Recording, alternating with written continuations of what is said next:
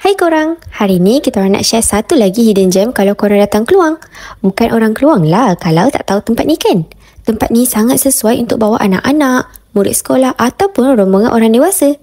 Kalau korang nak tahu, harga tiket nak masuk RM35 untuk dewasa dan RM25 untuk kanak-kanak tau. Korang akan dapat tour guide, makanan haiwan, tak ada orang asli, dapat juga rasa susu kambing yang fresh. Paling best kat sini korang boleh tengok macam-macam jenis binatang. Antaranya rusa, burung unta, ayam, monyet, kambing, lembu. Banyak lagi lah. Memang sesuai lah kan nak bawa anak-anak ke sini.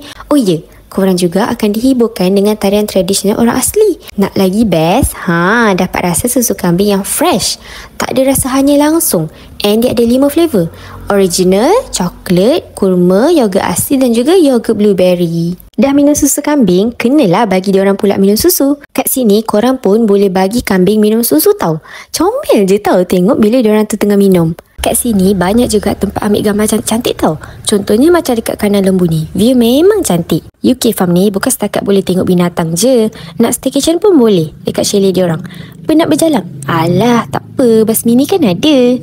Berbaloi sangat kalau korang spend masa dekat sini sebab semuanya best-best termasuk tour guide yang sangat sporting. So, weekend ni tak tahu nak pergi mana? UK Farm Agro Resort kan ada.